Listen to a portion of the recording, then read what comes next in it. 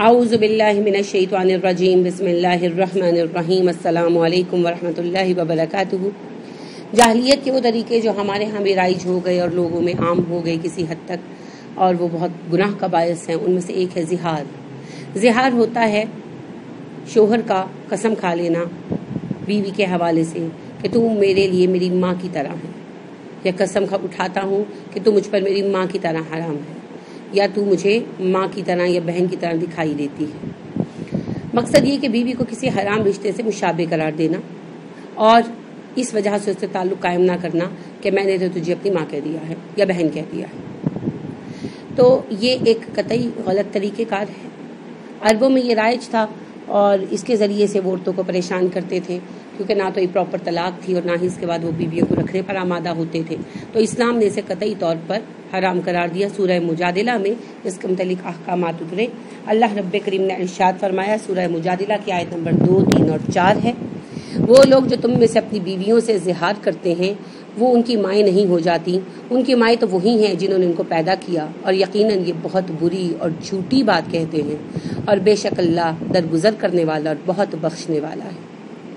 وہ لوگ جو اپنی عورتوں سے زہار کرتے ہیں پھر وہ ان کی طرف رجوع کرتے ہیں اپنی بات کو ختم کر کے، تو ایسے لوگوں کے لیے لازم ہے کہ ایک غلام آزاد کروایا جائے، اس سے پہلے کہ وہ دونوں میاں بیوی ایک دوسرے سے قریب ہوں، یعنی ریلیشن شپ قائم کریں۔ یہ تمہیں نصیحت کی جاتی ہے اور اللہ تمہارے اعمال سے باخبر ہے۔ لہٰذا جو اتنا مال نہ پائے کہ غلام آزاد کر سکے تو وہ 2 ماہ کے مسلسل روزے رکھے، اس سے پہلے کہ وہ ایک دوسرے کے قریب ہوں، قربت کریں۔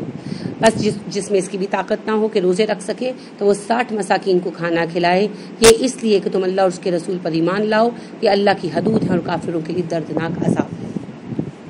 آپ نے سنی، یہ اللہ کی آیات ہے، سورہ مجادلہ کے احکامات ہیں، آیت نمبر 2، 3، 4۔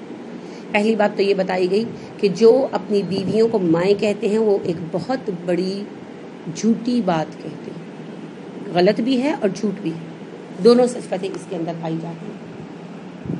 قول منکر بھی ہے اور قول زور بھی ہے، یعنی جھوٹ ہے، صریح جھوٹ، اور منکر ناپسندیدہ بات، بیکار احمقانہ بات کہتے ہیں۔ اور چونکہ انہوں نے ایک جھوٹ بولا، ایک ناپسندیدہ بات کہی، اب اس بات کا کفارہ دیں، اور میاں بیوی کے تعلق سے پہلے یعنی رجوع کرنا چاہتے ہیں، غلطی کا احساس ہو گیا تو رجوع کرنے سے پہلے ایک غلام آزاد کرائیں، اس کی استطاعت نہیں رکھتے تو 60 روزے مسلسل رکھیں، بیچ میں گیپ نہیں آنا چاہیے، مرد رکھے گا، اور اگر مرد یہ بھی نہ کر سکتا ہو تو 60 مساکین کو کھانا کھلائے۔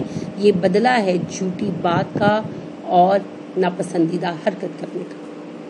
اور اگر کوئی شخص اس سے پہلے صحبت کر بیٹھے، یعنی کفارے کی ادائیگی کی کمپلیٹ ہونے سے پہلے صحبت کر بیٹھے، تو کفارہ تو مکمل کرے گا، البتہ ساتھ استغفار کی کثرت کرے گا۔ رسول اللہ صلی اللہ علیہ وآلہ وسلم کے پاس ایک صاحب آئے، عبداللہ بن عباس رضی اللہ عنہ کی روایت ہے، اسے ترمذی نے بیان کیا کہ عبداللہ بن عباس رضی اللہ عنہ سے روایت ہے کہ رسول اللہ صلی اللہ علیہ وسلم کی خدمت میں ایک صاحب حاضر ہوئے جنہوں نے اپنی بیوی سے زہار کیا تھا، لیکن کفارہ مکمل ہونے سے پہلے ہی صحبت کر بیٹھے۔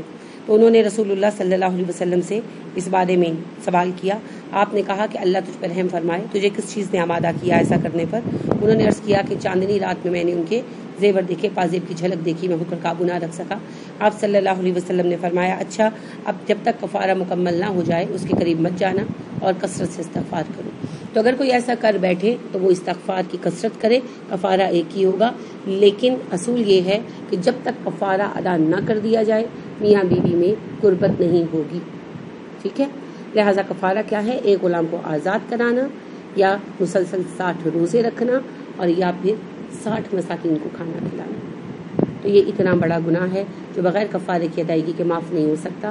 تو اپنی زبان کو ہمیشہ سوچ سمجھ کر استعمال کیجیے۔